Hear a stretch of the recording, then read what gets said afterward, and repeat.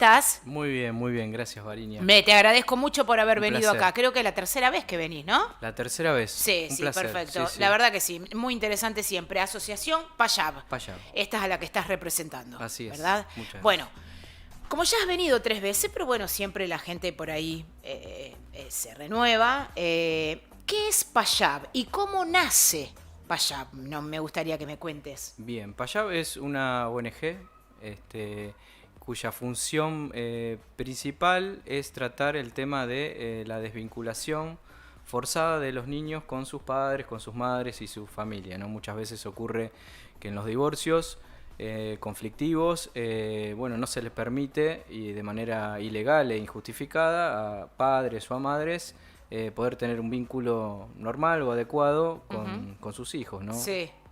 Entonces nosotros, nos ocupamos de todos esos temas relacionados a ello.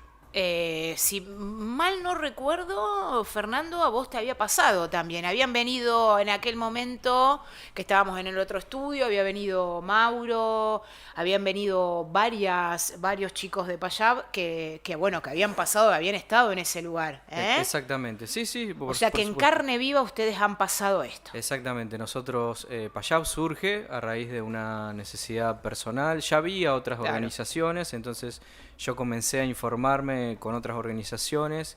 ¿También rosarinas?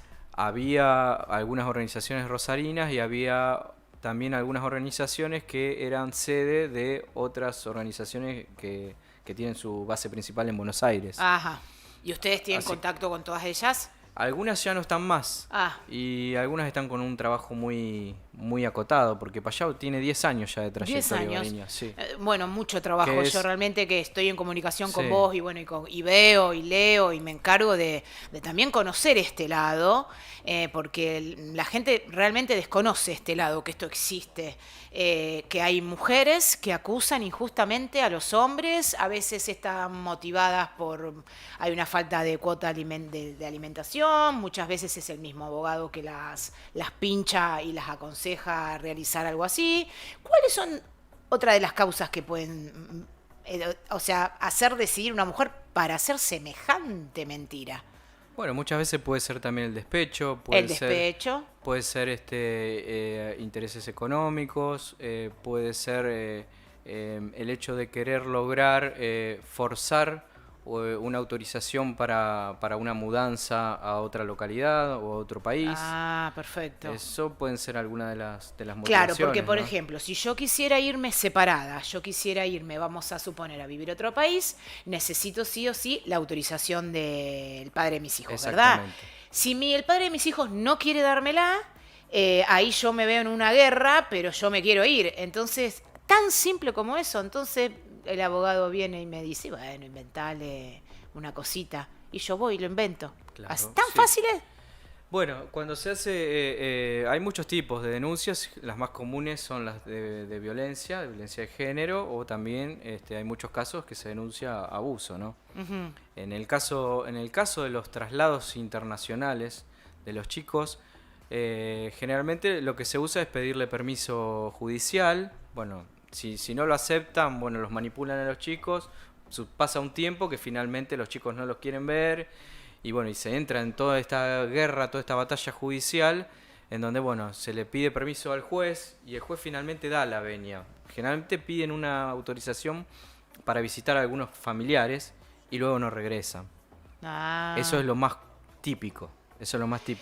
Bueno, pero ahí la madre que no regresa está en problemas porque, ¿no es cierto? ¿Qué se hace ahí? Sí, son trámites muy burocráticos, sumamente costosos, donde intervienen organismos del Estado de ambos países. Sí. Muchas veces hay que ponerse abogados en otros países. ¿te acordás ese caso, Fernando, que salía estoy hablando de años atrás, pero que fue muy famoso, que después ella terminó escribiendo libre? ¿Cómo se llama esta señora? Que fue al revés. El padre se había llevado a sus hijos. ¿Te acordás que iba lo de Susana Jiménez, una rubiecita, ojos claros, no me acuerdo el nombre? Sí, sí, pero fue súper llamativo. Claro, sí. Y llamó mucho la atención porque había sido al revés. Claro. Ellos también tenían cargos diplomáticos, habían estado en un país, no me acuerdo si era Colombia, habían convivido y evidentemente este hombre, conociendo las leyes de Oriente, se fue allá y bueno, allá tienen leyes que benefician mucho más a los hombres, ¿no es cierto? Y bueno, por eso es que logró, bueno, retener a los chicos, de una manera mucho más fácil que hubiera sido en otro país. Claro, que en otro país. Lo que pasa es que estos casos tardan tanto y tienen tanto costo económico que muchas veces queda fuera de juego. Además, Claro. es muy alto el costo emocional, el costo laboral, el costo social, porque bueno, muchas veces cuando todo se complica, cuando te hacen una denuncia de abuso, vos también pagás un costo social altísimo. Claro, por supuesto que La sí, en tu estigmatización, entorno, en tu trabajo, en el todos lados. prejuicio. Cuando vos tenés que viajar, imagínate que tenés que viajar a Estados Unidos, a España o a algún otro país, las variaciones de cambio también son sumamente desfavorables. A lo mejor vos para viajar, estar una semana en Estados Unidos, te tenés que gastar todo tu sueldo y Claro, es inviable, o pagarle claro. a un abogado le tenés que pagar en Sí, dólares, sí, sí, en su en moneda, euros, por supuesto, de origen. claro, en las monedas de origen, y bueno, eso, la mayoría de los padres no puede hacerlo y termina desistiendo. Además, Qué dolor enorme, por favor. sí, además de toda la burocracia, porque muchas veces terminan ordenando los países judicialmente, o los jueces, ¿no es cierto?, que intervienen, ya sea de un país o de otro, Ujú. pero no sé, es muy difícil llevar adelante el reintegro, ¿no es cierto?, a nivel policial. Tiene que intervenir Interpol, tienen que No, es intervenir un lío bárbaro. policías de distintos ámbitos, federal, provincial, tiene que haber toda una coordinación, y después de todo eso, además tenés que contar con el hecho de que no hayan manipulado a los niños, porque muchas veces durante todo este proceso Ujú. se produce la manipulación de los niños, donde se les inculca que, bueno, tu papá o tu mamá Te hizo esto. era una mala Eso te quiero persona, preguntar, o ¿no es sea, cierto? contame un poquito prácticamente, digo, ¿no? Que me cuentes cómo es esa manipulación. Un nene o una nena puede terminar diciendo, si no pasó, si es manipulado, puede terminar diciendo, mi mamá, mi papá me abusó, si realmente no pasó, ¿eso sucede realmente? Sí, de hecho pasa. Lo que pasa a veces cuesta entenderlo porque nosotros tenemos que también tener un contexto de que muchas de estas denuncias ocurren cuando los niños todavía no tienen mucha noción de, bueno, de lo que significa un abuso, de lo que significa la comunicación. Son niños que tienen entre Claro. 3 y 5 Claro, años son muy generalmente. chiquitos, muy pequeños. Esa es la clave en donde se hacen, por ejemplo, denuncias falsas de este tipo, mayormente, ¿no? Ujú. También hay edades mayores, ¿no? Pero bueno, después están los test, no sé si se llaman así, donde psicológicos, Sí. donde se puede verificar si hubo abuso o no. Sí, sí, sí, bueno, ¿Verdad? se hacen cámaras Gesell, se hacen entrevistas, se hacen intervenciones también durante un tiempo determinado, ¿no es cierto? Sí, por supuesto, también esas intervenciones todo ese tipo de baterías, de test y demás, también deben ser sometidos Sí. a criterios de veracidad, ¿no es cierto? También, porque muchas veces son lo que está fallando, lo que no se hace, es decir, bueno, ¿qué credibilidad tiene este relato? ¿Mm? Bueno, ya sucedió que muchas veces las personas que realizan estos exámenes, estos tests, estas entrevistas o estas cámaras Gesell no están debidamente capacitados, Ah, mira. o ingresan ya a intervenir en el caso con con un sesgo o con una hipótesis ya predeterminada. Muchas veces hacen preguntas inducidas. ¿Cómo Eh, es una pregunta inducida, por ejemplo? A ver. yo te pregunto, ¿tu papá te tocó la cola? Bien. Entonces yo ya te estoy dando la respuesta en la misma pregunta. Ujú. ¿No es ¿Cómo cierto? debería ser si no es inducida? Y bueno, con los niños se juega con dibujos, se juega con la libre expresión, ¿no es cierto? Bueno, yo no soy experto en cómo se lleva adelante una cámara Gesell. Sí. Pero bueno, después también hay test que se los hacen, ¿no? A los niños primero le hacen una evaluación de si está en condiciones de poder tener la evaluación en cámara Gesell. Claro, claro, claro.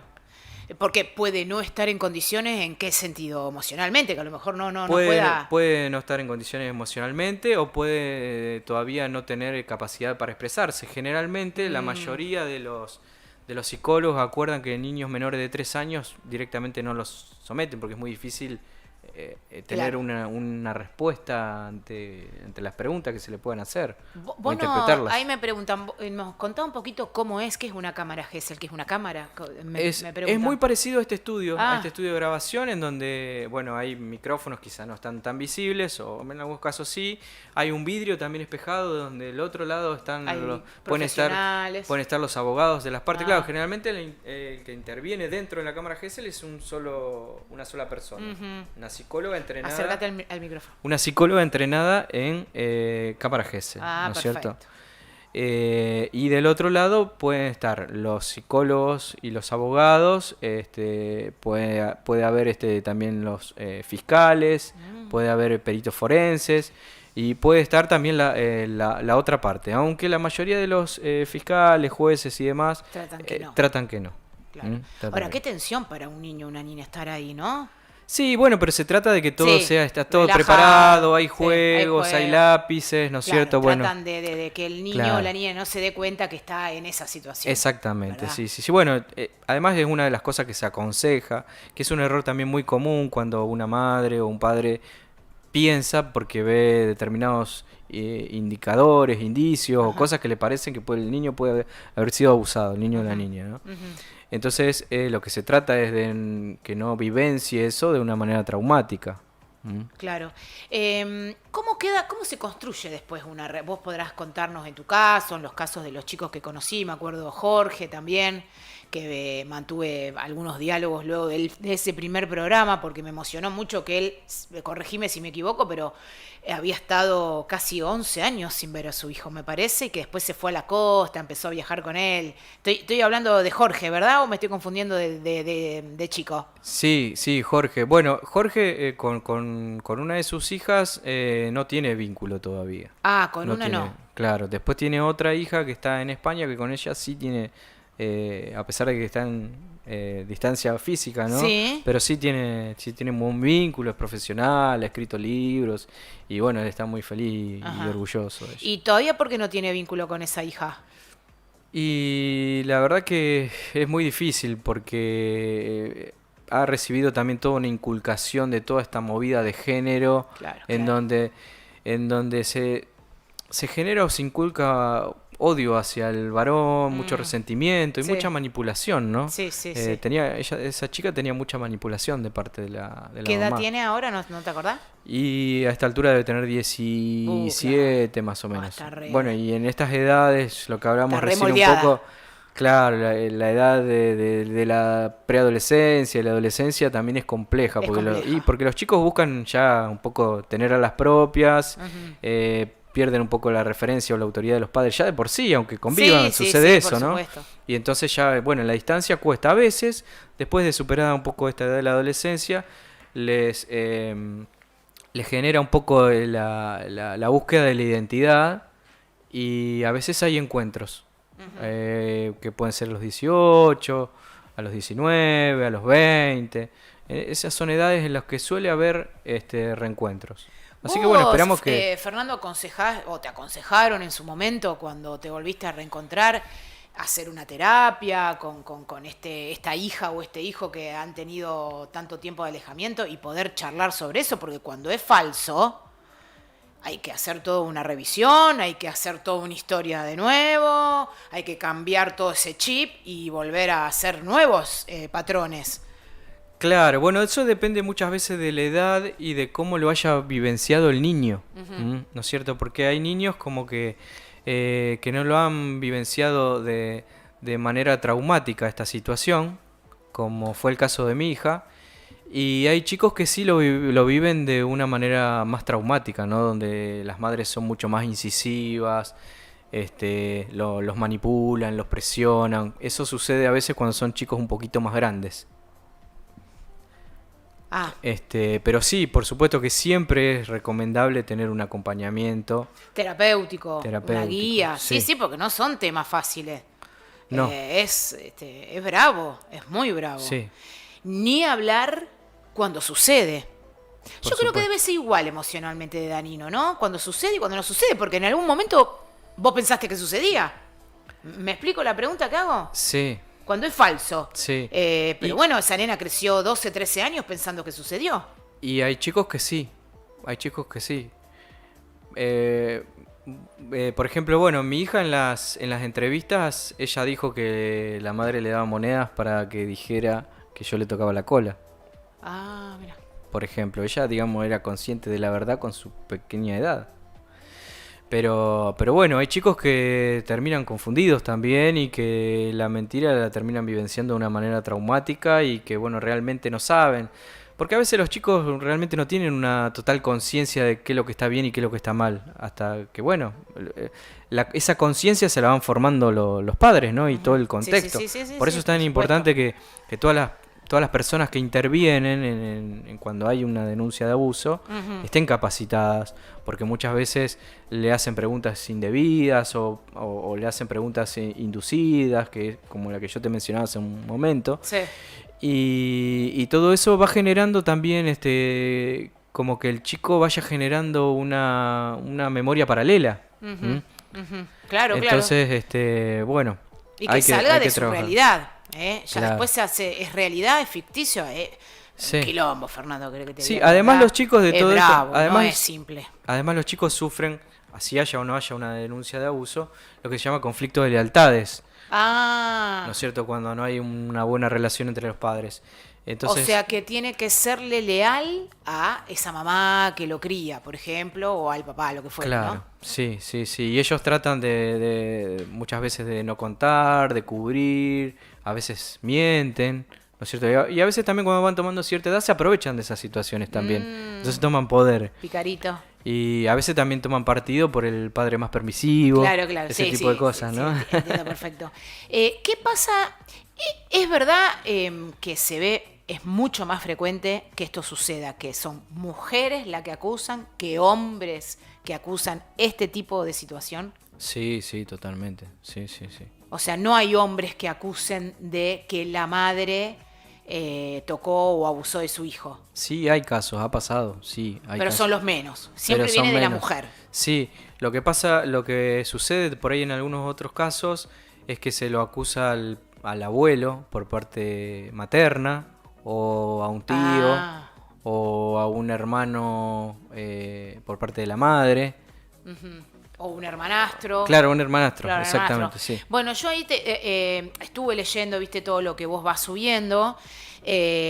Muy rápidamente, no vamos a hablar ni profundizar todos los casos porque son muchos, pero bueno, ahí leí una noticia de Víctor, que se dejó morir, o sea, no se sabe, no pude leer bien cómo había muerto, pero bueno, es el caso de un papá que también hacía muchísimo tiempo que no veía a sus hijos. Sí, lamentablemente, bueno, todos estos casos donde hay desvinculaciones severas, crónicas, que se dilatan en el Ujú. tiempo y que producen toda esta ruptura social y económica,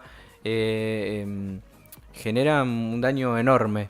Y bueno, hay muchos casos de papás que se suicidan, y hay muchos casos de papás que se tiran al abandono, a la droga, al alcohol. Claro.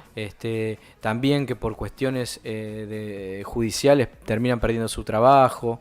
Bueno, en el caso de este papá, había perdido el paradero, que se lo habían llevado los niños a Santiago, él era de Paraná. Y bueno, muchas veces terminan vendiendo sus bienes, perdiendo su trabajo, durmiendo mal.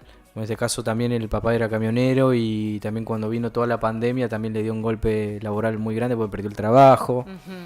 O sea, el tema También se de... me ocurre que, bueno, puede haber crisis de violencia eh, de este hombre acusado falsamente, porque la verdad que no está bueno que te acusen de eso. Y a lo mejor, ¿qué sabes? Si un día no reaccionás mal y la va a buscar. claro, puede suceder, por eso no está bueno que existan las falsas denuncias, porque en realidad se pone a las personas en situaciones límite, Límite, claro. y no está bueno jugar con eso, no está bueno para nada. Claro, porque me imagino que la ira y el enojo que eso te produce, aparte del dolor, ¿no? Sí. Pero que hablen y que digan una cosa que uno no es, y más a tu hijo, se me ocurre que si estaría en ese lugar estaría súper irritada. Lo que pasa es que llega un momento, por ahí te lo digo con experiencia propia, a veces que uno, bueno, no, lo piensa, lo trabaja, ¿no es cierto? Uno tiene una personalidad construida porque tiene también una familia, porque tiene también un trabajo, porque tiene amigos que creyeron en uno. Pero muchas veces no se dan esas condiciones en todas las personas. Hay personas que por ahí no tienen trabajo, que por ahí por esta situación rompieron con su pareja porque se la pasaban llorando todo el tiempo y no eran capaces no pueden tener una de vida atenderlos. personal. Bueno, a mí me ha pasado que en un momento salía con una chica y me dijo, yo no te puedo ver así. Claro. Y se cortó.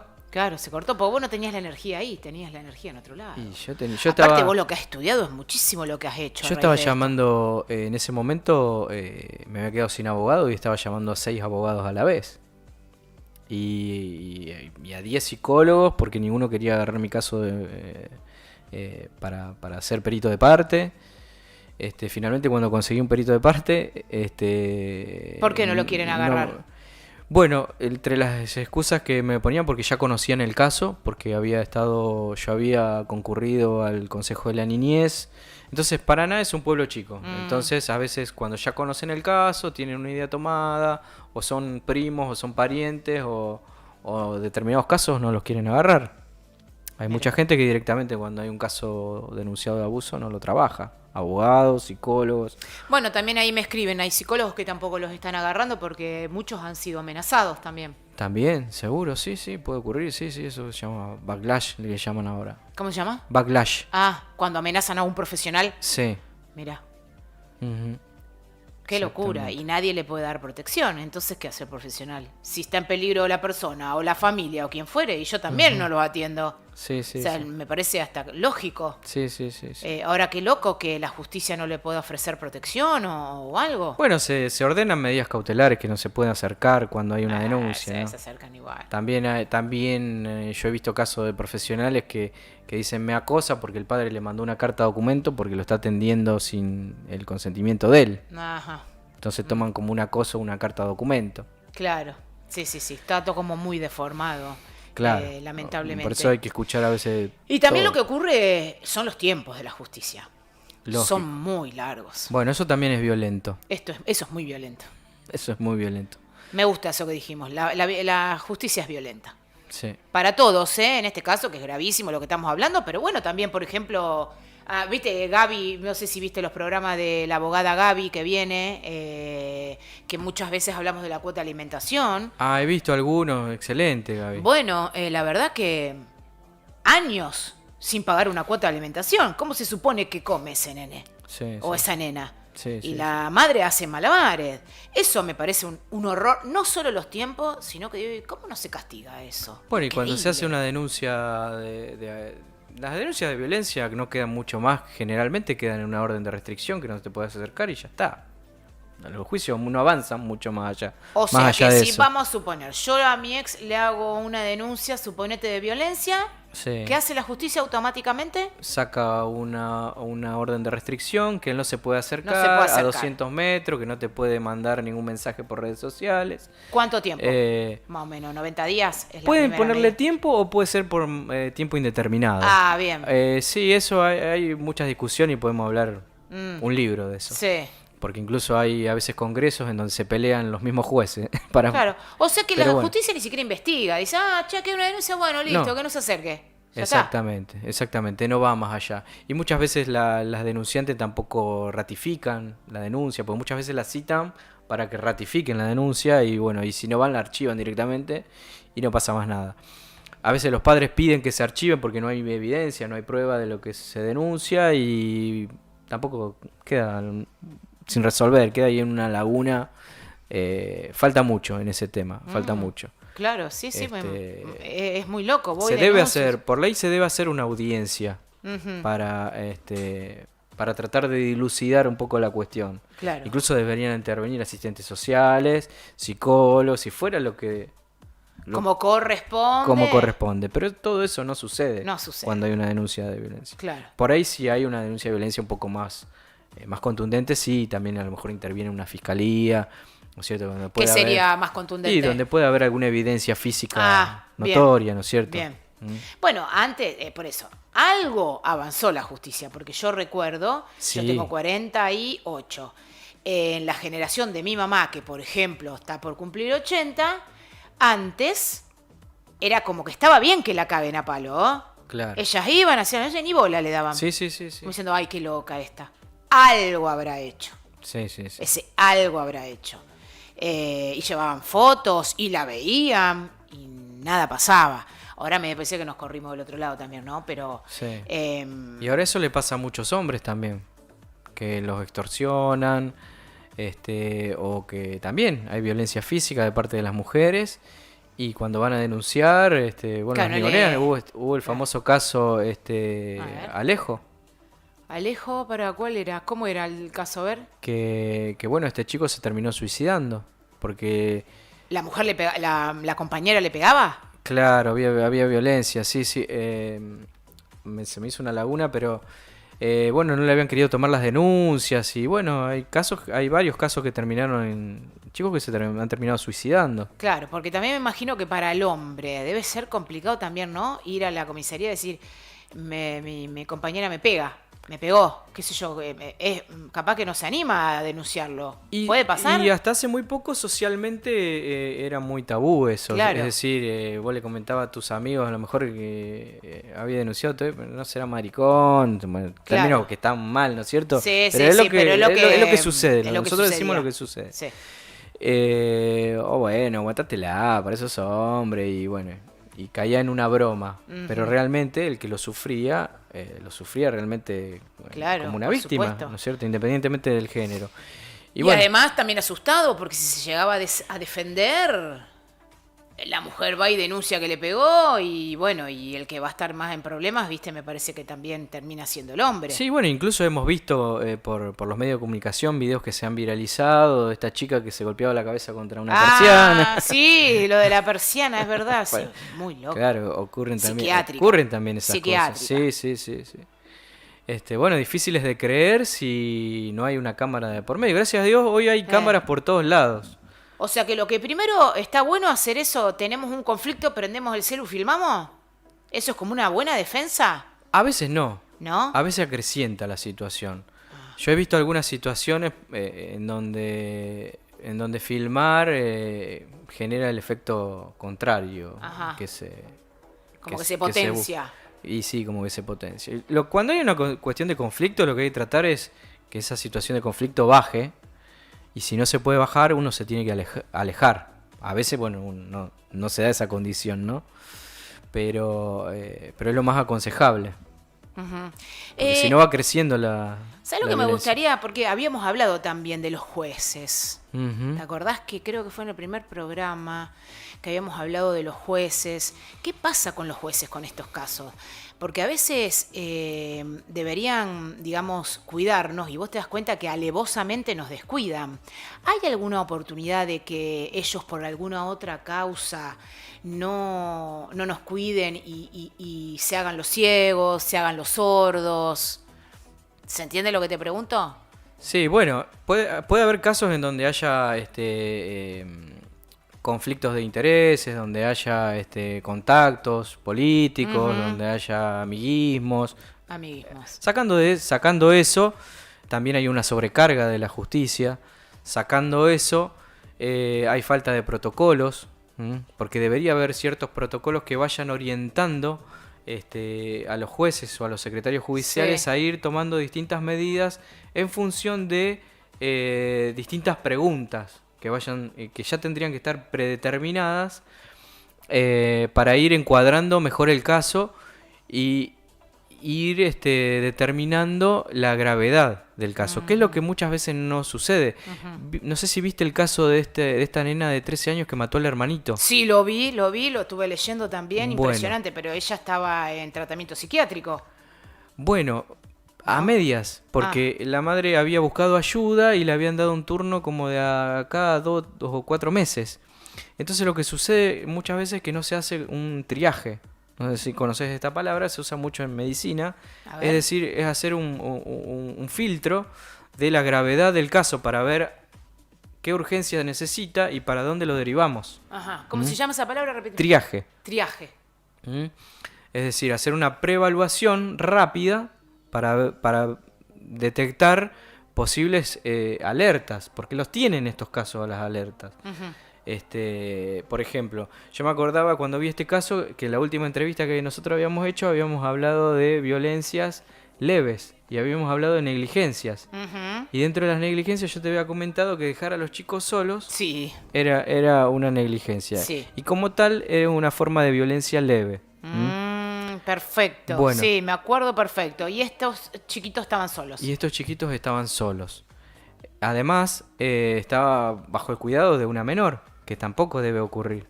Con lo cual ahí ya hay una negligencia y hay una falta de visión también de los padres. Sí, yo quiero comentarte y hacer un paréntesis. Sí. Ay, me sale el COVID, cuando nos encerraron. Sí. Se me fue la palabra. La cuarentena. La cuarentena. Nos obligó, y digo nos obligó porque me incluyo, que los chicos no tenían colegio y tenían Zoom y los papás tenían que salir a laburar y a veces te falta la niñera y esto ha sido popular para todos. Tuvimos que empezar a dejar a nuestros hijos solos, que yo en su momento ni me hubiese imaginado que alguna vez yo en la vida iba a dejar, yo decía que tengo un trabajo que vengo, una hora, vengo, me había comprado una cámara para vigilarlos con el teléfono, daba clase, los miraba, había dejado la perra adentro, vos no sabés todos los recaudos que tomé, pero como a mí me pasaba, le pasó a un montón de familias que tuvieron que dejarlos solos. Sí, muchas veces la necesidad tiene cara de hereje, ¿no? Pero todo dentro de lo que se pueda se tiene que evitar todo este tipo de situaciones porque los chicos quedan expuestos a un montón de situaciones, a un abuso, a que le golpeen la puerta y se le metan y les roben, los maltraten, los secuestros. Yo estoy haciendo también ahora capacitaciones en lo que es desapariciones de niños y también estamos estudiando todo lo que es el tema de secuestros. Pará, es muy interesante, como todo lo que hace. ¿Qué pasa con los secuestros? ¿Para qué se secuestran los niños? ¿Cuáles son todas las situaciones en que un niño puede ser secuestrado? Bueno, para adopción. Para adopción, pero ahí yo te voy frenando. Sí. Yo, por ejemplo, un nene de 9, lo secuestran. Ese nene después puede ser adoptado. ¿Cómo hace para olvidarse dónde vive? O sea, tiene que ser chiquito. No, claro, hay determinadas edades que son típicas para determinadas situaciones. Perfecto, ¿no es cierto? Ahí está, ¿ves? Bien. Y también géneros también tienen cada tipo tiene sus características, ¿no es cierto? Los secuestros para adopción generalmente ocurren a veces en los hospitales, a veces se los estudia a una pareja que va a parir, a veces incluso se secuestra a veces a las embarazadas y se les realiza un aborto y a veces se las descarta incluso. Es una palabra fea, se las asesina y se las asesina. Y se las hace desaparecer. Y entonces eso ocurre muchas veces en los casos de los secuestros por adopción. Sí. Pero también hay comercio ilegal de órganos. Eso también ocurre. O sea que ahí serían para todas las edades. Eso es para todas las edades, sí. Incluso también para también. personas adultas, sí. Pero cuando se necesita un riñón para un niño, obviamente se busca un niño. Bueno, ahí no me acuerdo qué programa habíamos hecho, que es horrible lo que voy a decir, pero también se habló de que a veces, viste que tenemos una lista de espera, que gente muy poderosa, la gente poderosa, cuando necesita un órgano, se comunica con este tipo de gente que hace este trabajo para conseguir el órgano. Bueno, de hecho hay una serie, no me acuerdo, Vale, si vos la viste. Hay películas de esto. Era muy buena esa serie, que secuestraban esta gente poderosa. Eso también ocurre, ¿verdad? Sí. Y nosotros sabemos que hay multimillonarios que se han hecho 9 trasplantes de corazón. 9. Y claro. Hay países que también se sabe que esto es algo bastante común. Y hay organizaciones criminales que por supuesto manejan toda una estructura porque tienen que tener un quirófano, tienen que tener médicos, tienen que tener muchas veces contactos con la policía. Claro, es toda una organización, hay ¿verdad? toda una organización, sí, hay toda una inteligencia previa. Qué loco. Entonces a lo mejor, por ejemplo, estamos en el paseo de la costa, que vamos con nuestros hijos, y a lo mejor, chau, no lo viste más. Y no sabes si es, en adopción ya hablamos que es más pequeño, pero No sé, para la trata de personas también. Claro, también está la trata de personas, sí. O sea, la trata de personas, no sé si sabes algo, pero bueno, ya que sacó el tema te lo pregunto. Supongo que sí, porque vos sabés siempre de todo. Pero, ¿cómo funciona esto? ¿Siempre están drogados los chicos, las chicas? Y bueno, y dan servicio, brindan servicio. No soy muy especialista de ese tema. Pero bueno, permanentemente se están haciendo allanamientos en el tema, investigaciones. Muchas veces también se trabaja a nivel internacional, porque hay mucha investigación de policía internacional que investiga a nivel global, ¿no? Y muchas veces se hacen allanamientos a nivel local porque levantan el tubo desde España o desde Estados Unidos y le dicen, mira, allá está pasando tal cosa. Y recién ahí... Bueno, eso pasa mucho también con los casos de pedofilia. Pornografía infantil y todo ese tipo de cosas. Eso, la pedofilia, son niños que también son secuestrados. Claro, sí, donde producen bueno, todo tipo de videos y abusos y ese tipo de cosas. Claro, qué loco lo que decís, Fernando. Uno a veces no... ¿Pudiste? Sí. Ver? A veces no se imagina lo que es este mundo, ¿no? Y ahora que hablamos, ¿viste? Claro, y sí, lo de la película es así y hasta peor. Lo que viste en esa serie es peor. Sí. Viste que hablábamos recién de los jueces. Existe... esto, gracias, sí, Pálpito se llama la serie, gracias. Connivencia. Connivencia. Sí, existe eso de los jueces, lo que hablábamos antes, que quiero responder a esta pregunta que nos hicieron. Y sí, puede existir, es demás, muchas veces, además también está previsto en la justicia que se pueda recusar a un juez. Es decir, cuando se puede comprobar de alguna manera que el juez tiene una opinión parcializada o que tiene un vínculo con la abogada de la otra parte o con la otra parte o que tiene un negocio o un parentesco o algo por el estilo, se puede solicitar la recusación o que ha intervenido de alguna manera inadecuada y parcializada totalmente en alguna parte del expediente, ¿no es cierto? Bien, es posible, pero tiene buenos resultados porque viste cómo es todo esto. Y hay que evaluar mucho. Yo siempre digo, a mí me viene mucho con esa consulta. Quiero denunciar a un juez, ¿cómo hago? Y mira, primero analizá bien el caso. Investigar todas las líneas, porque vos si estás denunciando que por ejemplo el juez es amigo de y se junta a tomar café con la abogada de la otra parte, por ejemplo, demostralo y bueno, y fíjate quién puede ser el otro juez que te va a tocar, cómo está tu caso, en qué condiciones estás vos de afrontar esa batalla judicial, porque todo también tiene un costo económico, emocional y energético. Claro. O sea, vos tenés que estar muy bien plantado. Yo lo hice, yo denuncié jueces. ¿Ah, sí? Yo denuncié jueces, denuncié fiscales, denuncié demoras. Yo estuve a punto de ir a la Comisión Interamericana de Derechos Humanos. Me capacité y me logueé para hacer denuncias en Washington incluso.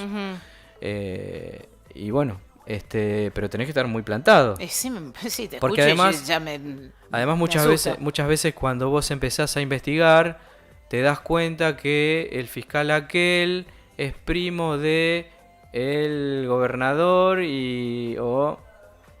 entonces ¿A vos te pasó algo similar que vos quisiste denunciar a esos jueces?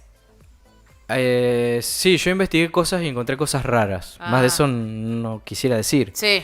Pero sí, uno encuentra cosas raras en este caso o en otros casos. Que en donde está metida, por ejemplo, la política o la policía, y a la vez esa gente por ahí está metida en otras cosas raras. Entonces vos decís, pucha, si yo sigo avanzando, capaz que termino en un zanjón. Claro, sí, lo más probable en este país, sí, la verdad. Entonces, por eso, antes de meterse con este tipo de cosas, yo le aconsejo averiguar dónde te vas a meter. Claro. Pero bueno, sí, también se puede recusar y el juez acepta la recusación y pasa a otro juez y bueno, eso lleva su tiempo también. Todo lleva su tiempo, son años. Entonces vos a veces decís, bueno, a ver... Después viene la feria, sí, entonces, que es eterna. Que tenés 2 al año, entonces vos, a lo mejor vos decís, bueno, está bien, yo lo quisiera recusar, pero a lo mejor la actitud que está tomando, si yo tomo cambio de abogado y genero a lo mejor otra estrategia más más protocolar con el juez o otro abogado que tenga otro entendimiento y no voy tanto al choque, a lo mejor se puede corregir. ¿Mm? Ujú, Y ujú. si a lo mejor yo encaro una estrategia judicial acertada, porque a lo mejor realmente el juez se puso a lo mejor en una postura de negación, pero porque tuviste vos una actitud agresiva judicialmente o tu abogado judicial, no necesariamente una Sí, agresión de insulto sí, o de maltrato, a veces hay actitudes sí, agresivas judicialmente. sí, sí, que ¿Mm? no gustan. Sí. Que no gustan, claro, exactamente. Nosotros ha pasado algunos casos que se ha recusado a una jueza y, bueno, la jueza rechazó la recusación y había hecho trampita. No le había avisado, tenía que avisar a la cámara Mm, porque rechazó la recusación, pero no avisó. Entonces eso se descubrió. Evidentemente esa cuestión fue apañada por unas abogadas que tenía sí. esta mamá, era una mamá. Y cuando cambió de abogados empezamos a investigar, a hurgar y descubrimos eso. Y bueno, hasta que se llegó a la cámara se demostró que la jueza había cometido esa omisión y la sacaron. Ujú. Y bueno, ahora intervino otra jueza y cambió totalmente el panorama del caso. Claro, Mm. bueno, vos, la verdad que el trabajo, siempre lo digo, que el trabajo que has hecho personal, con tu caso, es magnífico. Yo no sé qué hubiese hecho otra persona en tu lugar. Hay que tener muchos huevos para hacer eso, ¿me entendés? Porque además de todo eso, vos trabajás de una cosa que nada que ver. Te quiero preguntar porque ahí dice, Sí, ¿cómo anda el trabajo? Me relajo un poquito con la conversación. sí. ¿Cómo anda el trabajo de detective privado? Bueno, eso yo lo hago mayormente por hobby. Sí. Y por ayudar también a muchos papás que, por ejemplo, tienen a su hijo secuestrado. ¿Mm? Ah, En mira. los casos de secuestro parental o que no saben cuál es el paradero, en ese tipo de cosas es la que yo más intervengo, ¿no? Y se te puede preguntar cómo más o menos es el trabajo. O sea, vos empezás me imagino yo, vos qué hacés, te levantás a la mañana, empezás a seguir ¿cómo haces si no tenés nada? Bueno, hoy en día hay mucha tecnología de Mm, asistencia, ¿no? sí. Lo que nosotros también hacemos con el conocimiento es brindar ese conocimiento a los papás y a los abogados para que puedan solicitar a la fiscalía que interviene los elementos o las investigaciones que correspondería para arribar a un mejor desenlace. Es decir, Claro. nosotros, por ejemplo, sabemos que hay que buscar en tal lugar o de tal manera y le decimos al papá, mira, decirle a tu abogado que le pida al fiscal tal cosa. Claro. Vamos cortando un poco de camino también, ¿no? Claro, Vamos porque ahí nosotros también tenemos, apuntalando. como investigador privado hay limitaciones. Es decir, nosotros no podemos pinchar un teléfono. Mm, ¿Mm? Nosotros no podemos poner una cámara adentro de un predio privado. Eso no se puede hacer. Pero bueno, si eso sí lo puede hacer la justicia. Ah, mira. Entonces nosotros brindamos a lo mejor un dato de soporte que le lleve a dar la convicción al fiscal de que sí realmente hay que pinchar ese teléfono o hay que montar un seguimiento a tal persona o en tal lugar o pedir un oficio para que, por ejemplo, la escuela de tal lugar diga si el chico está ahí. Ujú. ¿Eso es una carrera? ¿Vos estudiaste para ser detective? Una diplomatura. Ah, ¿se acá en Hay Rosario? muchos cursos, hay muchos cursos. No, porque acá en Argentina no está la carrera de detective, Ah, no está tipificado. Generalmente vienen de escuelas de México, de Estados es Unidos verdad que en las películas ve el policía, viene el detective. o de España. Estaría bueno que, claro, has visto en algunas películas que Sí, intervienen en los casos de detectives. claro. Bueno, estaría Acá es bueno. verdad que no hay, ahora me pongo a pensar. Estaría muy bueno que se implemente porque, bueno, y además hay detectives en Estados Unidos que siguen los casos toda su vida, a veces hasta que lo resuelven 20 años. Y bueno, con tecnologías a veces se han resuelto casos 20 años atrás. Por ejemplo, cuando salió la tecnología del ADN, ¿no es cierto? Se han podido resolver casos a lo mejor de 20 años atrás que se habían guardado evidencias. Ujú. ¿Y vos qué tecnología tenés? O sea, cuando vos me hablas de tecnología, ¿de qué me hablas? Y no, eso, bueno, puede haber cámaras, y bueno, hay muchas cosas, hay muchas cosas. No me cuenta. ¿Por qué no me cuenta? Vale, que me cuente. Che, detective, y ahora te hago un poquito. Bueno, hay micrófonos, por ejemplo, vos podés tener un micrófono para escuchar a cierta distancia. ¿Ese lo tenés? No. Ah, Interesante. Escúchame, ¿te llaman para otra cosa o siempre para estos temas? No, sí, a veces me llaman para otras cosas, muchas veces me llaman Vamos a para que... investigar a mi socio, vamos a investigar Sí, a mi marido, cuestiones a mi de mujer. infidelidad, sí, sí, sí. ¿Te llaman para eso? Sí, pero no, yo no hago eso. No haces eso. No, ¿Por qué? no, además le aconsejo, si desconfías de tu pareja, Claro, separate, ya está. claro, ya dalo por hecho, claro, no me pagué. Por una cuestión ética, no. No va con mi pensamiento. Claro, está bien. Y No, pero bueno, a veces, para otras a cuestiones, veces hay otros motivos también, Claro, ¿no? Por claro. los cuales se investiga. Este, ¿Y ganás bien como detective? no estoy trabajando yo, digamos, de manera lucrativa. Sí. Estoy trabajando, digamos, ad honorem ayudando gente por ahora, pero pronto ya estamos teniendo una experiencia de terreno importante, así que pronto posiblemente empecemos también a trabajar al respecto. ¿Y la parte del crimen? Y la parte del crimen es súper interesante, que además nos aporta y me aporta a mí una visión mucho más amplia para estas cuestiones de familia, porque Sí. muchas veces en los juzgados de familia, cuando hay pericias, se quedan solamente con la cámara Gesell y con un informe de un psicólogo, ¿no es cierto? Ujú. Y los criminalistas tenemos una mente mucho más amplia, ¿no es Claro. cierto? Ya estamos viendo si hay una huella digital ahí, Ajá. si hay una ropa rota, en dónde fue la escena del crimen y qué elementos puede haber ahí que puedan incriminar Claro, ustedes, me al imagino, delincuente. están preparando para ver otras cosas que esas personas no ven. Claro, nosotros además, por ejemplo, yo estaba leyendo y estaba ahí recopilando y repasando unos informes del CONICET que ha actuado en una especie de supervisión en algunos casos complejos de denuncias de abuso. Ujú. ¿Mm?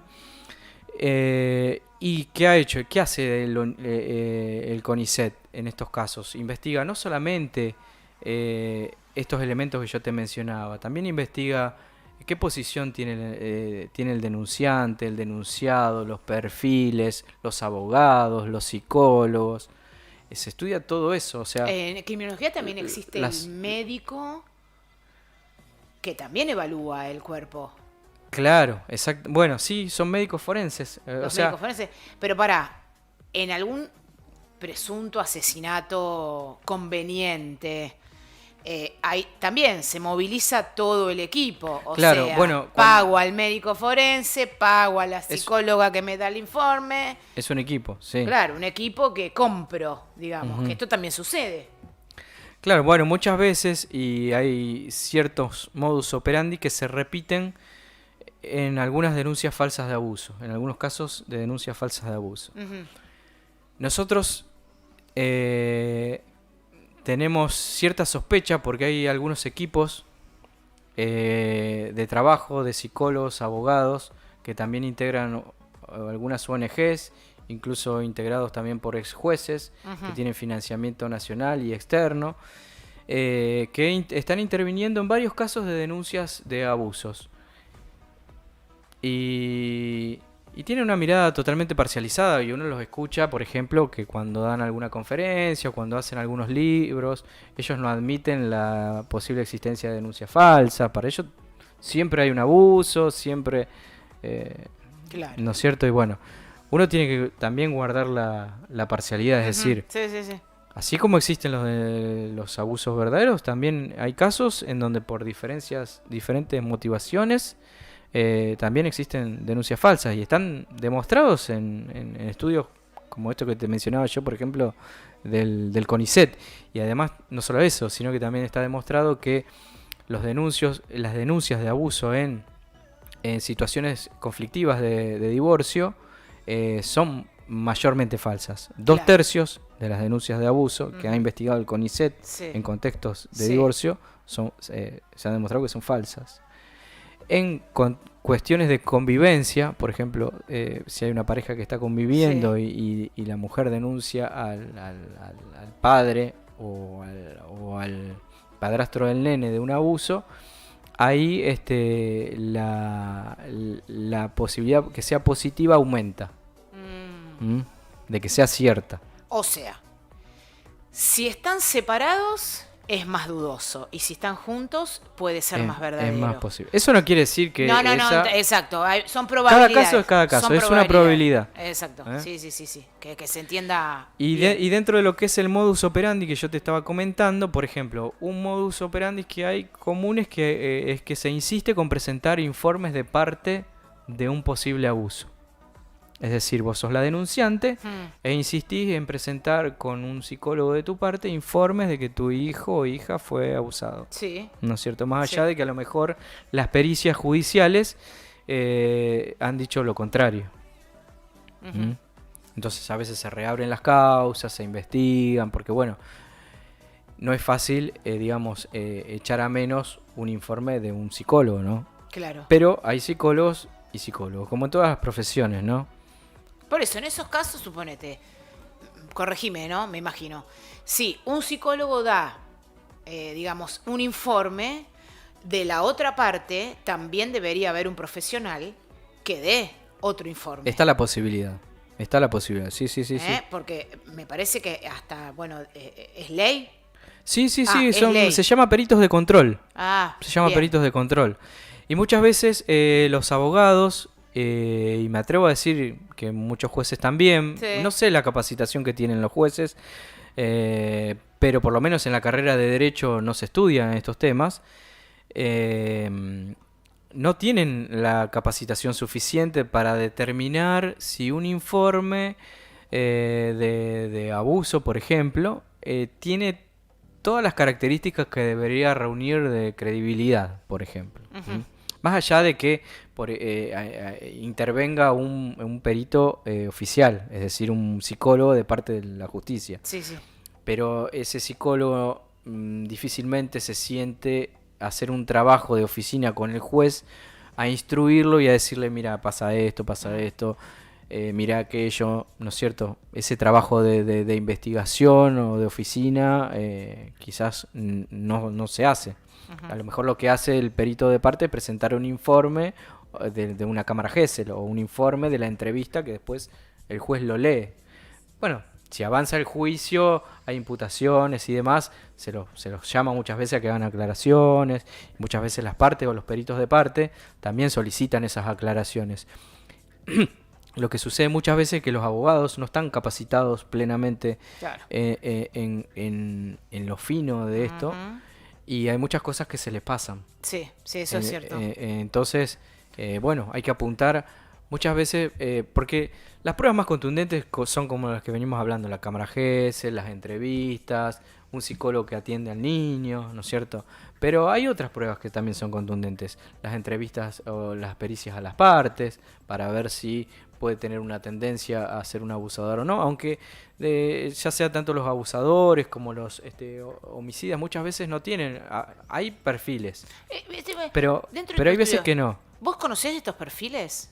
Algo. ¿Algo? ¿Vos podés describir alguito de un perfil criminal, psicótico, abusador? ¿Cuáles son esos perfiles? Bueno, hay una gran coincidencia hay muchos estudios que se han hecho, por ejemplo, en Estados Unidos, y son niños que han sufrido maltrato, que han sufrido abandono en su niñez, que han sufrido abusos, ¿no es cierto? Toda una desprotección. Y sobre todo también algo que es muy llamativo y que tiene que ver mucho con lo que venimos hablando, la ausencia de figura paterna también tiene mucho que ver, porque la figura paterna cumple un rol fundamental en lo que es la autoridad y el orden del desarrollo de la persona. Más allá de que hoy en día los roles podamos decir que son compartidos o que son indistintos, ¿no es cierto? Sí. Pero bueno, hay una tendencia marcada a esa cuestión, ¿no es cierto? Tiene mucho que ver. Incluso muchas veces hay que prestar atención, muchos de los homicidas cometen de niños o de jóvenes violencia contra los animales. Y es algo que a veces pasa muy desapercibido. Mira.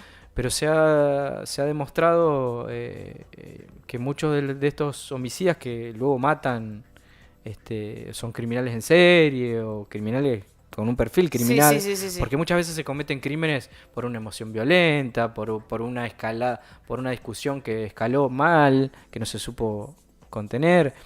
Pero después también tenés también los criminales natos, claro, ¿no? claro, y que cometen asesinatos seriales, o sea, no es... Claro. Sí, te entiendo el perfil ¿Mm? que dijiste.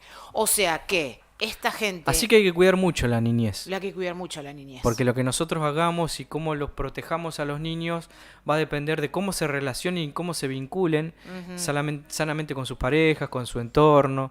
Sí, eso es cierto. Eso lo hablamos siempre en todos los programas que tengan que ver con esta índole, que la niñez es el escalón para todo. Así que bueno, Fernando, muchas gracias. Siempre muy interesante. Creo que te dije todo. A ver si tengo algún mensajito. Y Fer, ¿a dónde te encuentran a vos? Pues me estás diciendo que Instagram te quise etiquetar y no te pude etiquetar, Fernando. No, te puedo dar el celular o te puedo dar la página de la asociación también. No sé qué preferís. Claro, acá me dice que los peritos de oficio son los que pueden ser comprados, que se puede poner peritos forenses de las partes. Se puede poner, claro. Bueno, a ver, vamos a poner un ejemplo.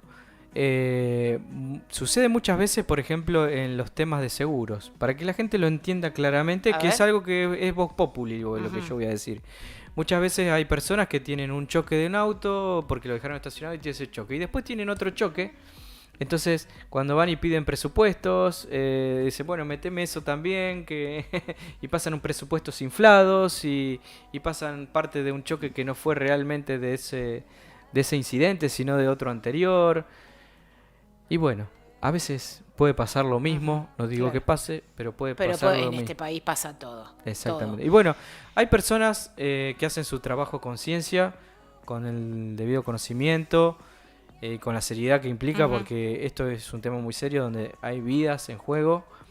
Y cuando digo hay vidas en juego, estamos hablando del niño, del denunciante y del denunciado y la familia entera. Sea familia entera. Todo esto se genera una violencia que a veces puede generar más violencia y puede terminar en situaciones irremediables. Porque a veces, volviendo a lo que hablamos al principio, cuando una persona siente que perdió todo, a veces ya está jugado y no le importa terminar de perder todo lo que perdió, ¿no? Sí.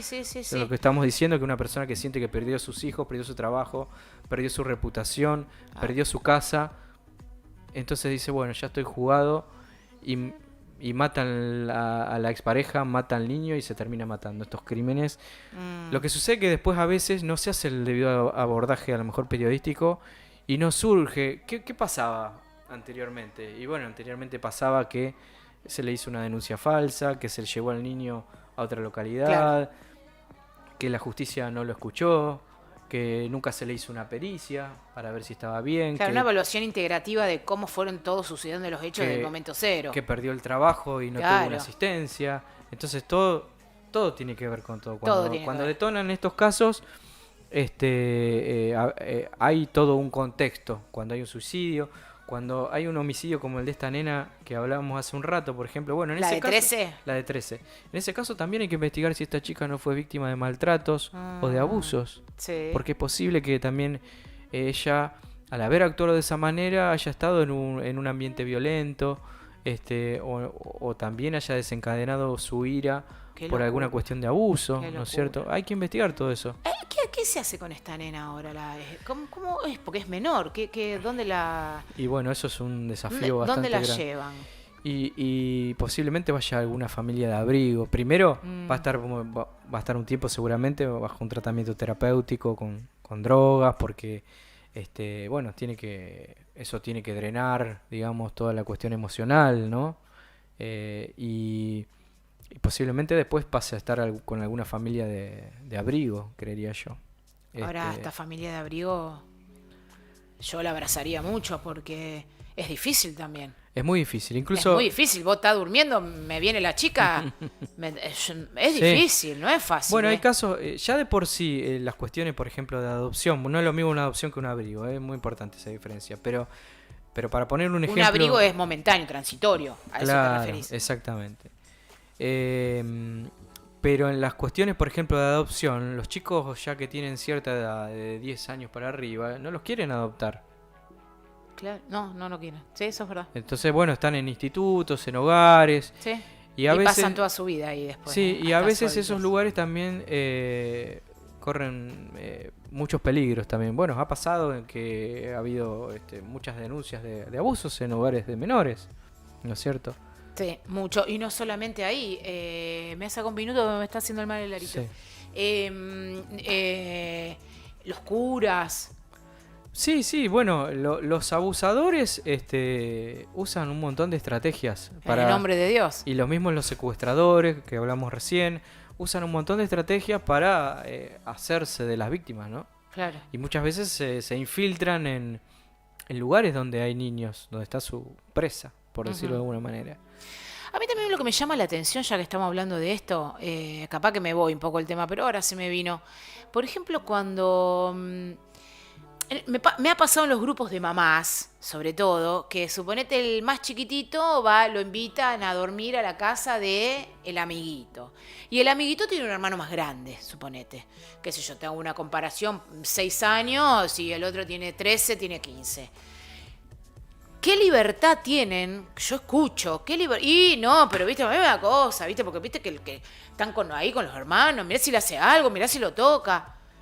¿Con qué libertad y con qué facilidad pueden decir esto porque el más grande lo toca, porque mirá si lo toca? Esto me llama la atención también de la comunidad argentina. Bueno, eso es parte del miedo, que en realidad estos casos existen. Los niños tienen que estar primero bajo supervisión. Del adulto. Claro. Por supuesto. Esa mamá tiene que saber que hay un mamá y hay un papá. Eso es lo principal, ¿no? Lo que pasa es que uno a veces cuando envía al niño a una casa no sabe, y bueno, lamentablemente nosotros todo no podemos controlar. Hay que tratar de prevenir, ¿no? Sí, pero ¿qué vas a hacer? No lo dejas ir al pibe porque tenés tus dudas, porque estás paranoica o paranoico. Claro. No. Bueno, hay que indagar, hay que tratar de conocer a la familia. Y hay que hablar mucho con el niño y con la niña. O sea, saber que, mirá, aconsejarlo, hablarle de estos temas, también decirle que, para eso también está la ESI, que no sé si se estará desarrollando. La ESI, ¿qué era la ESI? Espera, recordame. La enseñanza sexual infantil. Ah, bueno, no, pero no lo dan todos los colegios.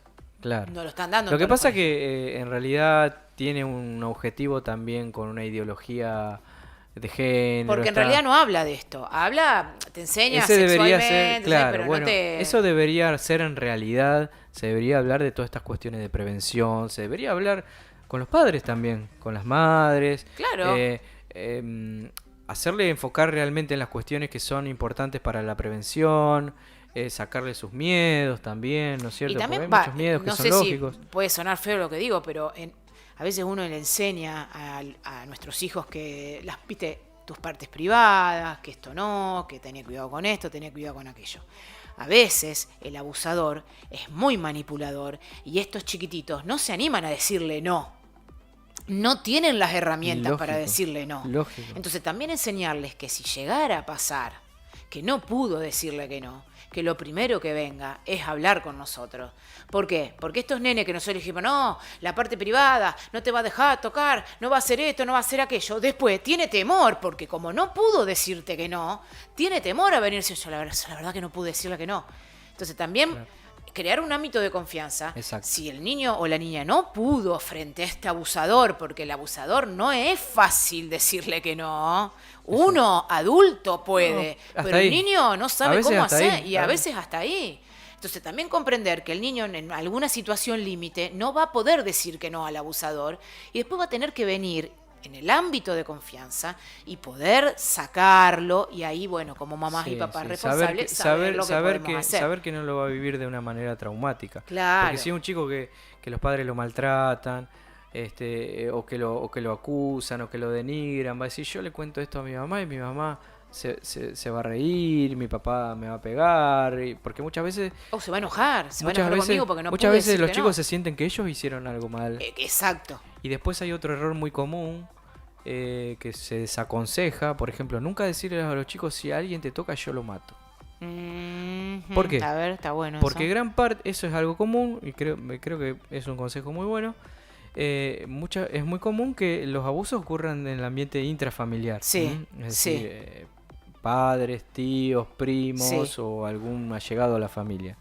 Entonces muchas veces los chicos también tienen miedo de que ocurra esas tragedias familiares, porque dicen, bueno, no, yo le digo esto a mi papá va a ir, le va a pegar un tiro me quedo sin tío, ¿qué va a hacer? Mi papá lo van a meter preso, ¿qué va a hacer mi mamá? Claro, claro. Se carga todo el mundo en Se sus carga hombros. todo Entonces eso. más vale no digo nada. Y lo peor de los abusos, para mí, no es el abuso en sí, sino que ese niño o esa nena no lo pueda contar. O sea, el acto del abuso es gravísimo.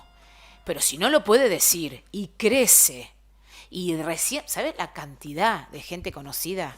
Tanto mujeres como hombres que a los 40 y pico pudieron contar que habían sido abusados a los 6 años. Sí, sí, Y sí. toda su vida lo guardaron. Eso es mucho más grave que el acto en sí, ¿entendés? Es muy denso eso, no Sí, poder decirlo. y la revictimización. Y muchas veces yo creo que también hay cuestiones que, por ejemplo, hay casos que se tornan muy mediáticos y eso también es una revictimización, pero a veces eso también es una revictimización elegida Ujú. y yo creo que muchas veces es equivocada. Eh, a veces es mejor, no digo que no se denuncie, se Sí, sí, debe sí, denunciar, claro. ¿no? Pero hay que pensar muy bien en las cuestiones de que esto trascienda a nivel mediático, que trascienda a nivel social, porque eso tiene todo un efecto, ¿no es cierto?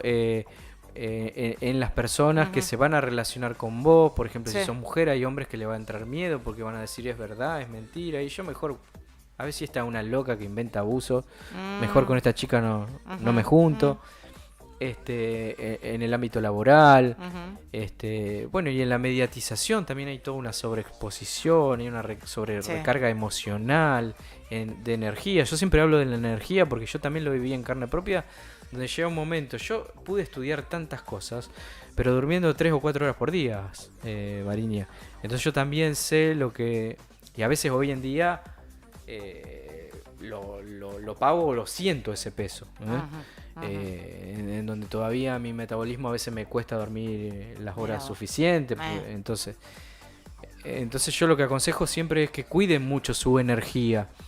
A veces lo que pasa en estos casos es que uno quiere agarrar una ametralladora e ir contra todo.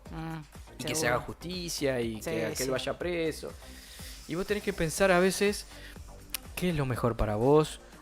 No solamente qué es lo mejor para vos a veces, sino también qué es lo mejor para tus hijos, qué es lo mejor para tu familia.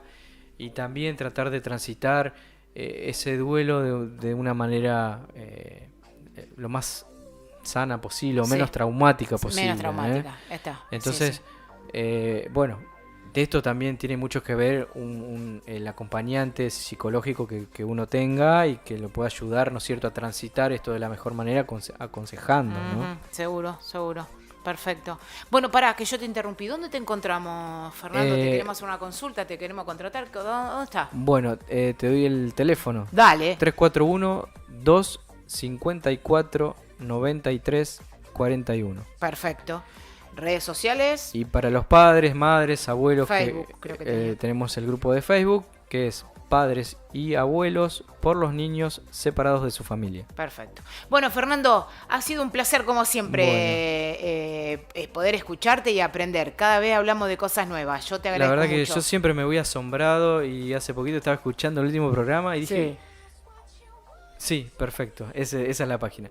Ah, sí. Y yo me voy asombrado porque, Variña, me pasías por un ¡Ah! abanico de preguntas y... Bueno, está bueno, soy muy curiosa. Sí. Ahí está tu Instagram, mirá.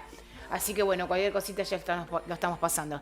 Y sí, de esto se trata, porque te aprovecho y hacemos todas las preguntas que podemos. Y hoy te De había hecho. preguntado, yo te había preguntado, ¿qué me Sí. vas a preguntar, Variña? Y no me dijiste. Así que vine como un examen en ciego. Ah, ¿viste? Me sentí Claro. esa inseguridad. La docente se puso mala, ¿viste? No, pero todo fantástico, todo fantástico. Bueno, Fer, muchas gracias. Ya nos veremos entonces próximamente. Si hay alguna noticia, siempre estamos en comunicación con los teléfonos. A tus órdenes. Así que gracias. Bueno, y nosotros gracias, Vale, nos vamos. Ya empieza el fin de, así que disfruten mucho. Nos vemos. Chau, chau.